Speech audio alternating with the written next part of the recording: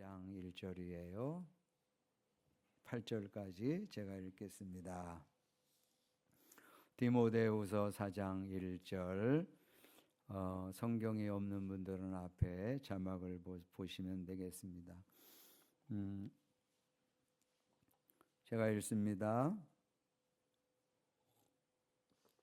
나는 하나님 앞과 산 사람과 죽은 사람을 심판하실 그리스도 예수 앞에서 그분의 나타나심과 그분의 나라를 두고 엄숙히 명령합니다. 그대는 말씀을 선포하십시오. 기회가 좋든지 나쁘든지 꾸준하게 힘쓰십시오. 끝까지 참고 가르치면서 책망하고 경계하고 권면하십시오. 때가 이르면 사람들이 건전한 교훈을 받으려 하지 않고 귀를 즐겁게 하는 말을 들으려고 자기네 욕심에 맞추어 스승을 모아들일 것입니다. 그들은 진리를 듣지 않고 꾸민 이야기에 귀를 기울일 것입니다.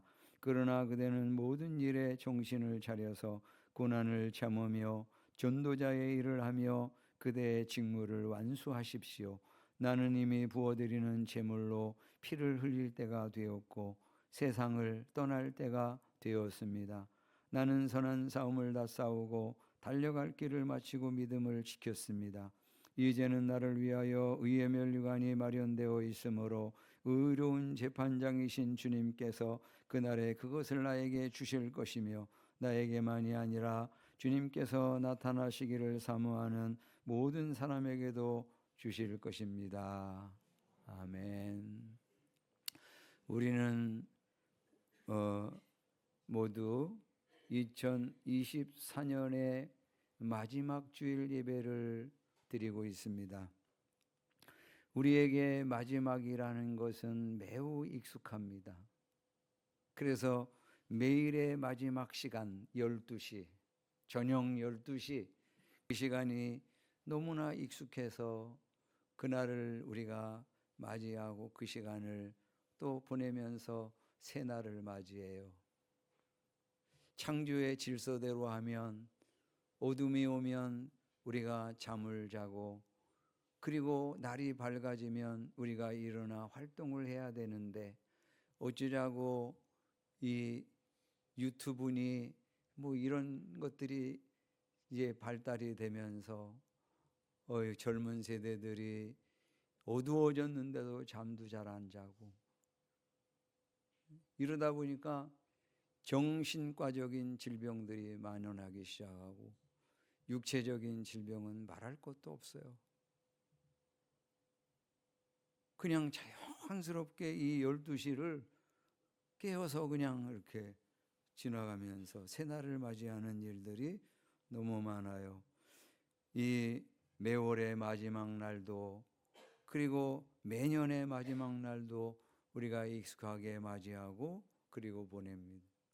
주말이며 월말이며 연말을 너무나 많이 경험한 탓에 우리 아쉬움은 있어도 두려움 같은 것들은 없어요. 연말 보내시면서 여러분 두려움 같은 거 있습니까? 없잖아요. 그러나 인생의 마지막 날, 세상을 떠나가는 것은 한 번도 경험한 일이 없어요. 그러다 보니까 누구나 이 세상을 떠나는 날은 어색하고 심지어 두려워하는 이들이 많아요. 그 일전에 제가 들어보니까 한 장로님은 엄마 찾다가 세상 떠났대. 엄마 이러다가 어색해요. 두려워요.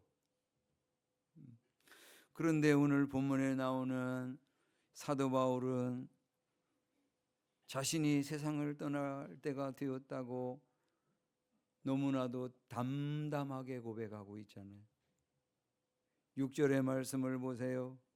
나는 이미 부어드리는 제물로 피를 흘릴 때가 되었고 세상을 떠날 때가 되었습니다.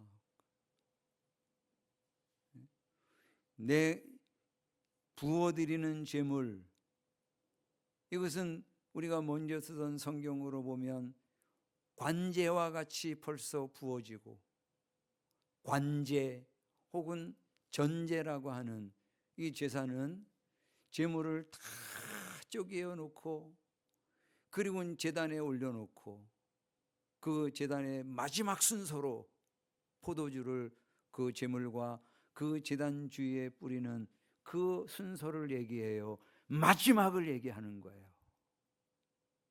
그러니까 사도 바울은 지금 자신의 죽음을 직감하고 있는 거예요. 순교의 시간이 다가왔구나 하는 것을 알아차리고 있는 거예요. 7절의 말씀은 이와 같은 죽음의 순간에 사도 바울이 드리는 신앙 고백이에요. 나는 선한 싸움을 다 싸우고 달려갈 길을 마치고 믿음을 지켰습니다. 이제는 나를 위하여 의의 면류관이 마련되어 있으므로 그날에 그것을 나에게 주실 것입니다. 사도 바울은 죽음이 오면, 세상을 떠나게 되면 자신이 하나님 나라에 가게 될 것이고 우리 주님을 면전에서 만나게 될 것을 확신하고 있는 거예요. 그리고 그 주님께서 준비해 놓으신 의의 면류관을 사도 바울에게 씌워주실 것을 확신하고 있는 거예요. 여러분, 의의 면류관을 기대하려면 우리가 적당히 싸워도 될까요? 우리 주님으로부터 의의 면류관을 받으려면 그저 힘들 때마다 주저앉아 쉬면서 쉬엄쉬엄 달려가도 이와 같은 면류관을 씌워주실까요? 믿음을 지키되 스스로 수시로 타협하면서 신앙생활을 했는데, 그런데도 주님께서 의의 면류관을 주실까요? 여러분, 전쟁과 마라톤에서의 교훈처럼 피 흘리기까지 싸워야 하고, 그리고 사력을 다해서 다름질을 그래야만 우리 주님께서 우리에게 의의 면류관을 씌워주실 거라. 여러분, 8절의 말씀을 뒷부분을 한번 보세요. 나에게만이 아니라 주님께서 나타나심을 사모하는 모든 사람에게도 주실 것입니다. 나에게만이 아니라 주님께서 나타나심을 사모하는 모든 사람에게도 주실 것입니다. 여러분, 주님의 나타나심, 주님의 재림을 사모하고 계십니까?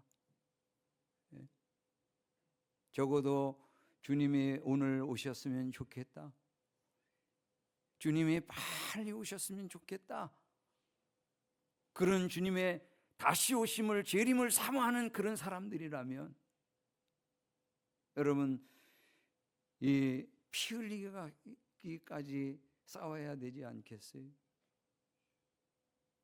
사냥개가 사냥감, 먹잇감을 딱 포착하고 그것을 자신의 입에 딱 물기까지 세력을 다해서 그 목표물을 향해 달려가는 것처럼 다름질을 해야 되지 않겠어요? 생명을 다해 목숨을 걸고 믿음을 지켜야 주님을 사모하면서 지낼 수 있지 않겠어요? 주님, 오늘 오시면 좋겠는데. 그런 마음을 가지려면 우리가 그와 같이 선한 싸움을 싸우고 달려갈 길을 마치고 그리고 믿음을 지켜내야 한단 말이죠. 그래야만 우리 주님께서 의의 면류관, 생명의 면류관, 썩지 아니하는 그런 면류관을 우리에게 주실 것이라 말이죠. 유명한 춘향전이라고 하는 그런 소설이 있잖아요. 마당놀이로도 계속 나오죠. 거기 주인공이 성춘향이에요. 그리고 이몽룡이. 두 사람이 얼마나 뜨겁게 사랑하는지.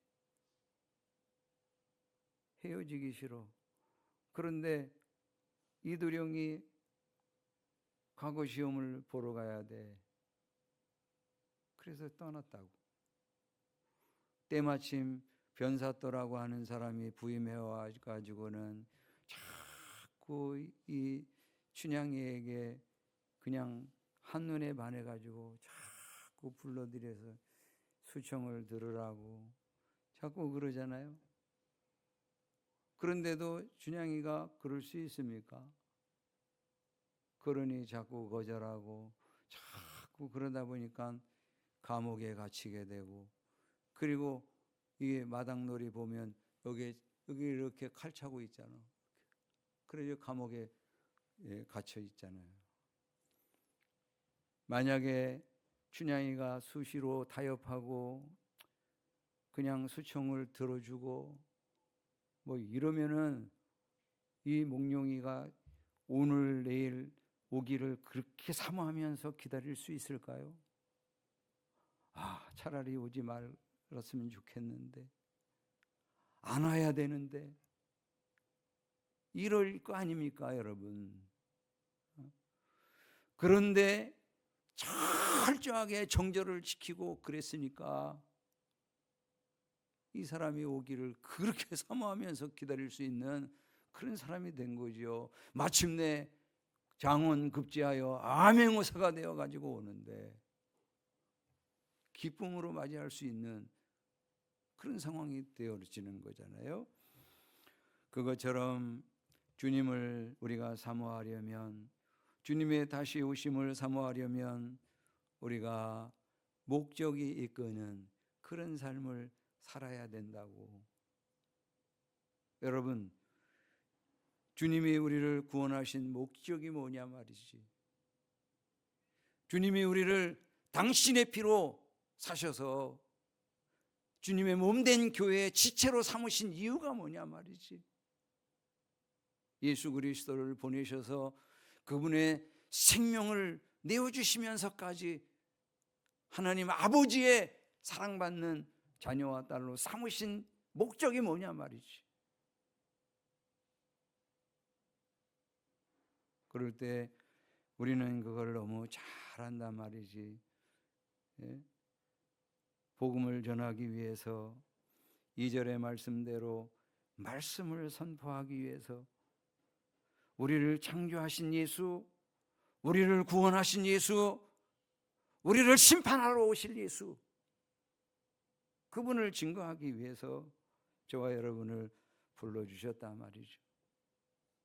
그래서 사도 바울은 지금 감옥에서 순교를 직감하면서 자기 뒤에 복음의 바톤을 이어받을 디모데에게 4장 1절에 뭐라고 그래요?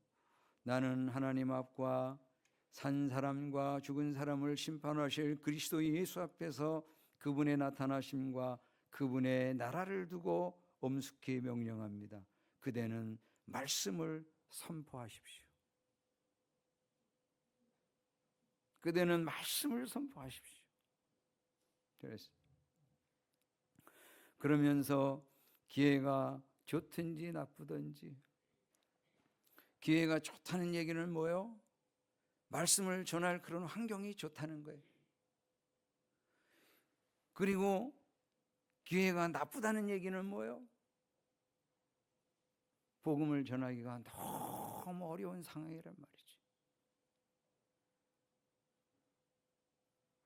그럴지라도 꾸준하게 말씀을 선포하는 것에 힘쓰십시오.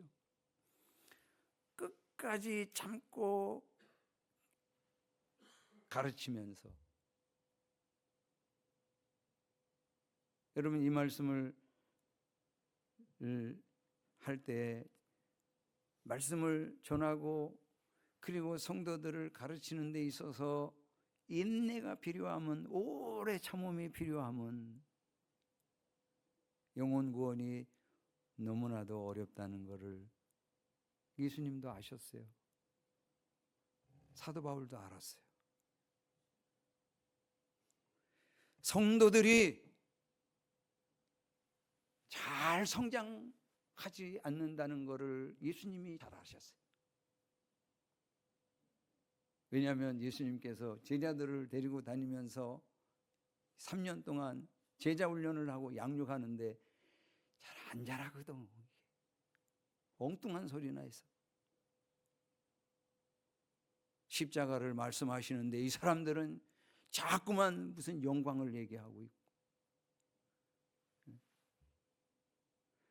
예수님 지금 크로스를 얘기하고 있는데 이 사람들은 크라운을 얘기하고 있고,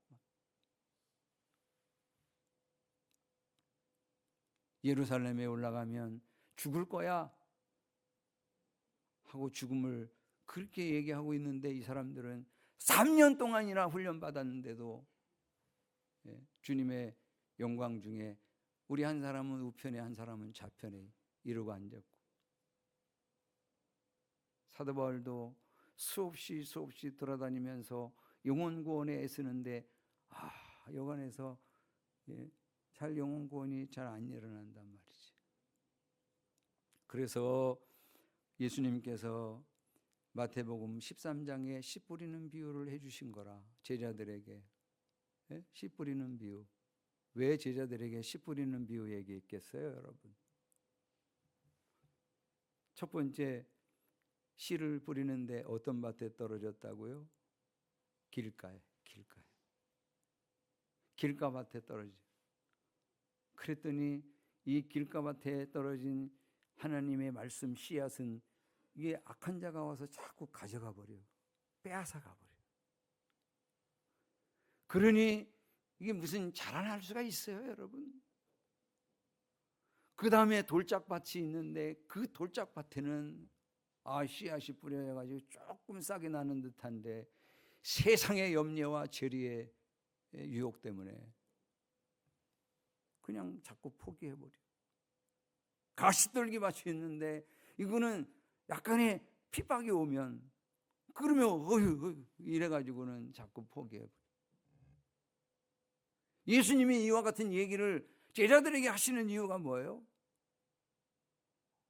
영혼 구원이 어렵다. 성장하는 게 그렇게 쉽지가 않다. 그러니 너희들이 말씀을 심으러 다니는데, 복음을 전하러 다니는데 그렇게 많은 열매가 빨리빨리 맺혀지지 않더라도 낙심하지 마. 여기 끝까지 참고 가르쳐. 그래도 이 말씀 하시려고 씨 버리는 비유를 얘기하시는 거죠, 여러분. 사도 바울도 예수님의 그 흐름을 지금 따라가고 있는 거예요. 그래서 말씀을 선포하되 꾸준히 힘써라. 끝까지 참고 가르쳐라. 안 잘하는 것 같은데, 콩나물 시루에 물을 붓는 것처럼 그냥 쭉쭉 빠져버리는 것 같은데, 그런데 조금씩 성장해 가더라. 마침내 제자들이 예수님을 위해, 복음을 위해 자신의 생명을 내어놓기까지, 순교하기까지 그렇게 성장하잖아.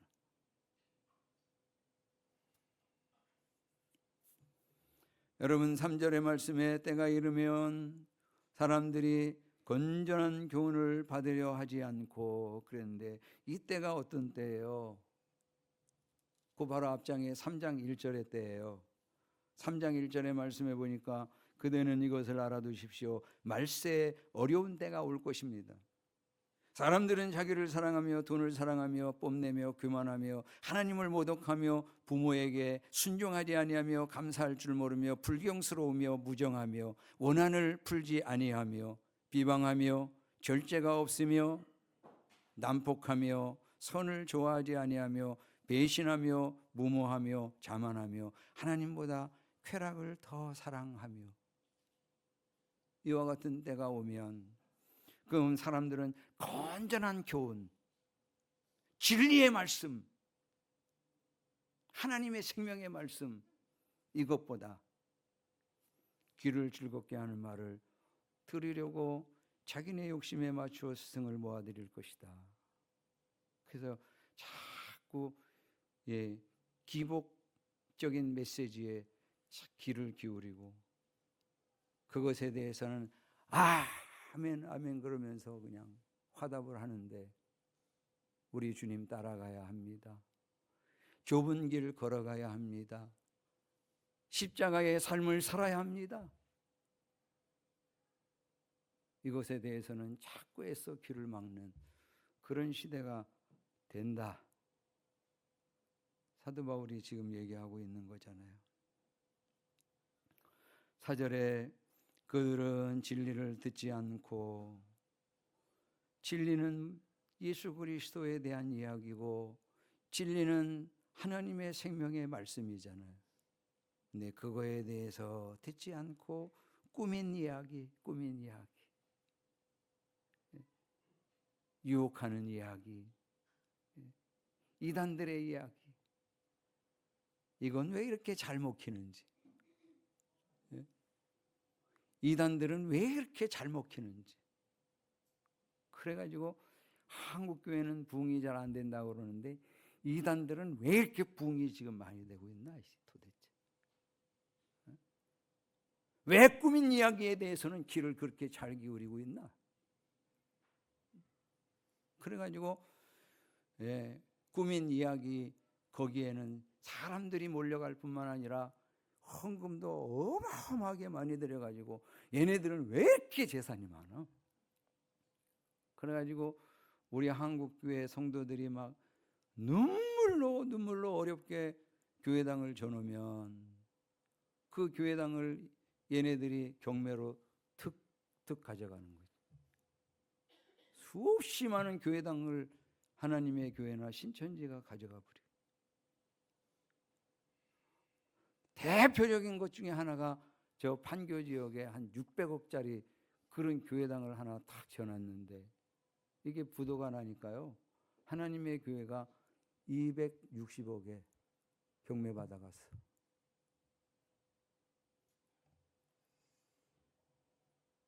이런 지금 이제 얘기를 사도 바울이 하고 있는 거예요. 그들은 진리를 듣지 않고 꾸민 이야기에 귀를 기울인,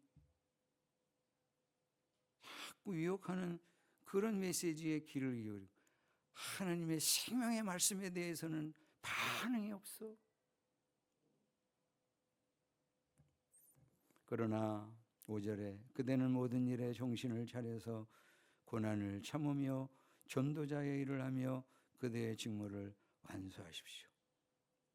사도 바울은 복음을 전하다가 감옥에 갇혀 있습니다. 이제 곧 세상을 떠나게 될 것을 직감하고 있습니다. 그런데도 이처럼 담담하게 죽음을 이야기하고 있잖아요. 담담하게. 그러기까지는 사도 바울이 재물 의식을 가지고 살아서 그래요. 이게 가능했던 것은 예수 그리스도를 믿고 난 이후에 자기 자신을 재물이라고 생각하면서 하나님께 드리는 산 재물이라고 생각하면서 살아왔기 때문에 이게 그렇게도 담담하게 받아들일 수가 있는 거예요.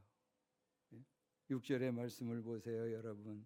나는 이미 부어드리는 제물로 피를 흘릴 때가 되었고, 그는 자기 자신이 하나님께 드리는 제물이라고 하는 그런 생각을 늘 하면서 여기까지 살아왔어요. 로마서 12장 1절의 말씀에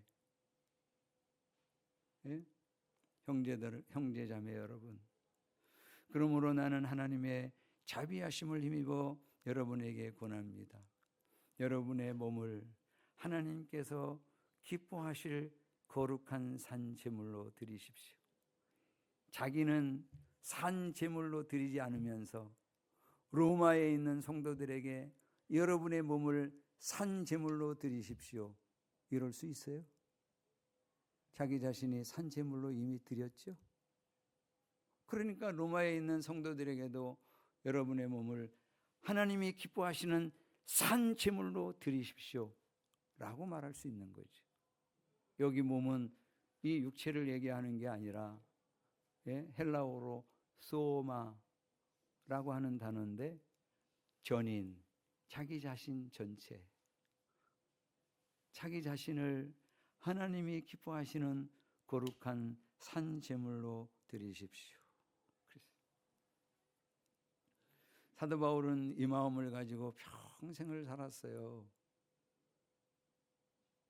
그러다 보니까 자기 자신 이제 순교의 순간이 왔단 말이에요. 그러니까 제사로 치면 내가 이제 제물로 지금 바쳐지는데, 제사로 치면 관제 마지막 단계, 포도주를 뿌리고 그리고 이제 불태우면 되는 거예요. 여러분, 이와 같은 산 제물로 드리는 이것이 하나님이 받으시는 합당한 예배, 우리가 먼저 썼던 성경에 의하면 영적 예배, 하나님의 임재를 경험하는 예배, 이게 된다 그랬어요. 그래서 여러분, 우리가 우리의 삶의 현장 가운데서 자꾸 타협하고 그냥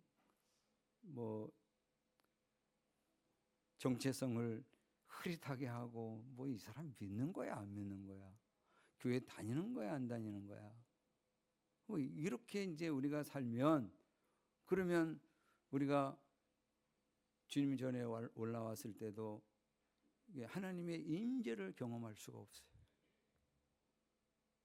그런데 믿음의 선한 싸움을 우리의 삶의 현장에서 싸웠어.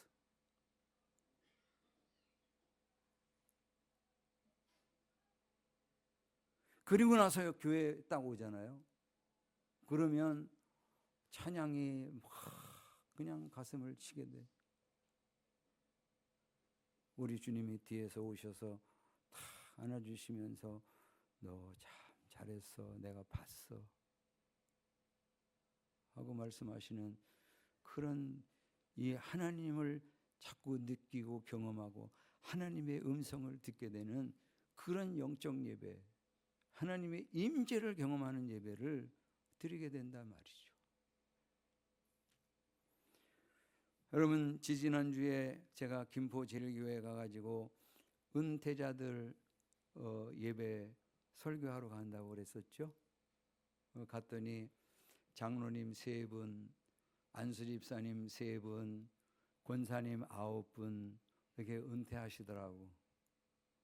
근데 그분들에게 제가 그동안 애쓰셨어요, 이제부터는 좀 편히 쉬세요, 참 애쓰셨으니까 지금부터는 이제 좀 안식을 누리세요, 이렇게 얘기하기가 안 되더라고. 제가 가가지고 여러분 수고 많이 하셨는데 그럼에도 불구하고 죽는 순간까지, 세상을 떠나가는 그 순간까지 다른 건 몰라도 복음 전하는 것,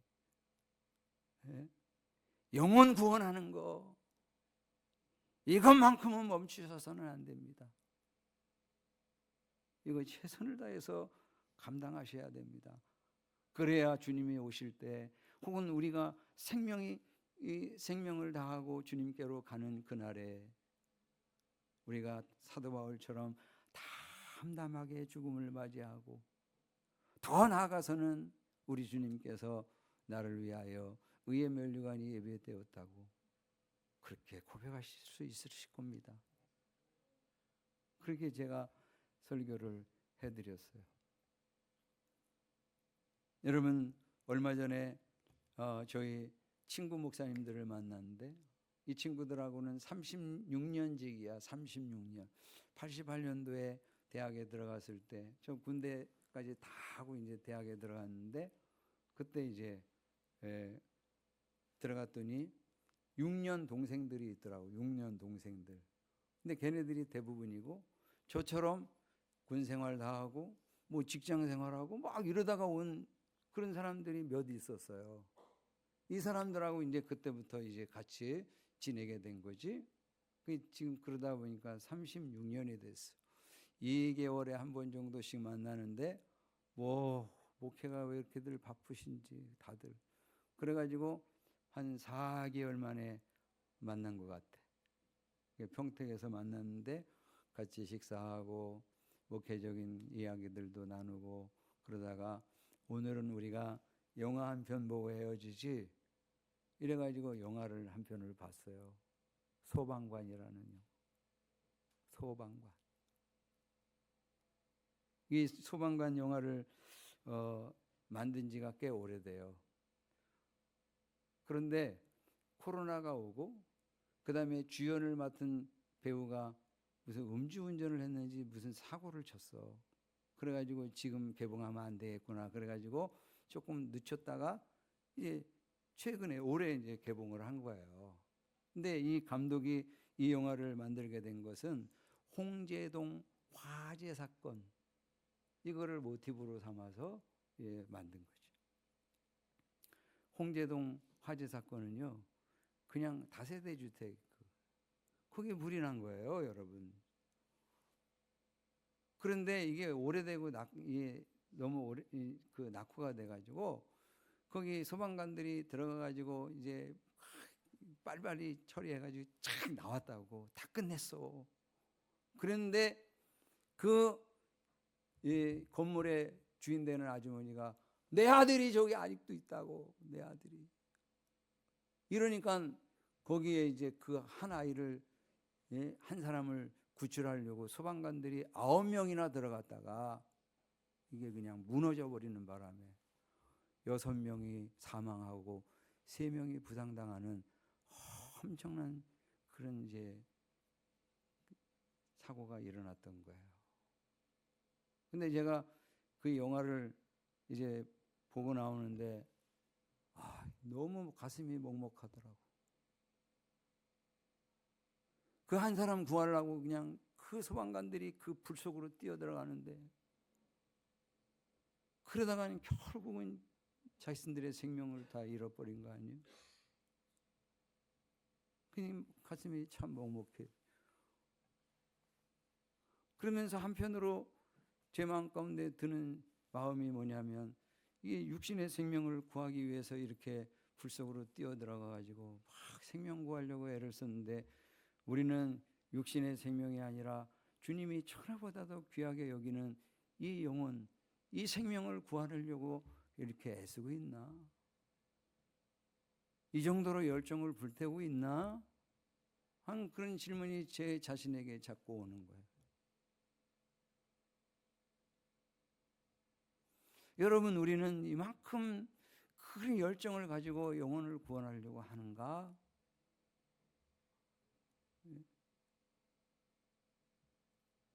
그걸 오늘 저와 여러분이 좀 생각해 보죠. 김포 제일교회에는 소방관 출신 장로님이 계세요. 그 제가 설교하러 갔더니 저 앞에 앉아 있더라고요. 장로님, 제가 이 영화를 보는데 장로님이 생각나더라.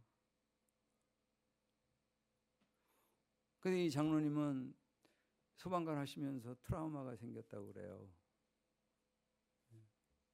수시로 시신을 보고 막 그러니까 막 거먹게 이제 그냥 그을리고 그런 것들을 너무 자주 보셨으니까. 근데 거기에서 멈춰야 되는데 어쩌자고 아들이 또 그 길을 가냐고. 거기는 또 아들이 또 소방관이 됐어. 근데 이분들은 얼마나 처절하게 생명을 구하려고 자기네들이 애쓰는지 그걸 알기 때문에 이렇게 육신을 구하려고 생명 한 생명 구하려고 그렇게 애쓰는데 우리는 정말 주님이 그렇게도 사랑하시고 귀하게 여기시는 그 영혼 구하려고 우리 어떻게 하고 있나 그런 생각을 해본 것이 여러분 우리 주님을 우리가 곧 만나야 되고 혹은 그 전에 주님이 다시 오시면 제일 좋고 그렇죠? 우리가 생명 끝나기 전에 주님께서 오시면 너무 좋고 그러지 않고 우리 각자가 사명을 다하고 이제 수완을 다한 다음에 하나님께 부름을 받아도 좋고 그럴 때 사도 바울처럼 담담하게 그렇게 우리가 죽음을 이야기할 수 있고 그리고 의의 면류관을 사모할 수 있는 그런 사람들이 되면 얼마나 좋을까. 어제 동영상 보냈죠? 보셨어요? 서서평 선교사님, 칼럼을 읽어드려 볼게요. 성탄절과 연말이 찾아오면 일전에 우리가 단체로 관람했던 서서평 선교사의 일대기를 그린 영화 천천히 평온하게가 생각납니다. 서서평 선교사는 뉴욕 간호학과를 졸업한 후 이 땅에 육신의 몸을 입고 오신 예수님처럼 가난하고 소외된 자를 섬기고자 했습니다. 그리하여 1912년 2월 32세의 젊은 나이에 미국 남장로교회에 파송을 받고 조선 땅에 도착하였습니다. 선교사님들은 선교사역과 더불어 빈민들을 돌보며 섬기는 삶을 살아갑니다. 서서평 선교사 역시 고아들을 친자식처럼 돌보았으며 가난하고 의지할 곳이 없는 여성들을 먹이고 입히며 가르쳤습니다. 이렇게 조선에서 사역하는 동안 총 14명의 고아를 입양했고 38명의 가부와 함께 살았습니다. 서서평 선교사는 고아와 가부뿐만 아니라 거린들의 이웃이기도 했습니다. 광주 양림천에서 지내던 거린들을 목욕탕으로 데려와 묵은 때를 벗겨주는가 하면 그들에게 옷과 음식을 제공해 주었습니다. 또한 그 당시 조선 사람들조차 돌을 던지고 피해 다녔던 한센병 환자도 길에서 만나면 집으로 데리고 와서 목욕을 시키고 밥을 먹였습니다. 조선에서 사역했던 여느 선교사님들이 그렇듯 서서평 선교사도 자신의 선교비를 가난하고 버림받은 이들을 위해 아낌없이 모두 사용했습니다. 그러나 정작 자신을 돌보는 일에는 소홀하여 건강이 좋지 않은 때가 많았습니다. 결국 서서평 선교사는 영양실조에 걸려 1934년 6월 26일 54세의 나이로 세상을 떠나게 됐습니다. 임종 때에는 자신의 시신을 의학 연구용으로 기증하며 모든 것을 조선에 내어주고 하나님 곁으로 떠났습니다. 서서평 선교사가 세상을 떠나면서 남긴 것이라고는 낡은 옷가지 몇 개, 추운 날 떨고 있는 거린에게 잘라주고 남은 반쪽짜리 담요, 동전 7전, 강냉이 2홉, 그리고 머리맡에 써둔 성공이 아니라 섬김이다. Not success, but service라는 글귀가 전부였다고 합니다. 서서평 선교사의 장려 행렬에는 자신이 세운 이일학교의 학생들이 운구를 맡았고 그 뒤로는 수백 명의 여성들과 거린들이 통곡하며 그 뒤를 따랐습니다. 이는 광주 최초의 시민사회장이었고 당시 동아일보는 서서평 선교사의 죽음을 자선과 교육사업에 일생을 바친 빈민의 어머니 서서평 양 서거 부제 재생한 예수라는 제목으로 대서특필을 하기도 했습니다. 아마도 서서평 선교사는 임종의 순간 성공이 아니라 섬김이다 라는 고백과 더불어 이제 후로는 나를 위하여 의의 면류관이 예비되었다고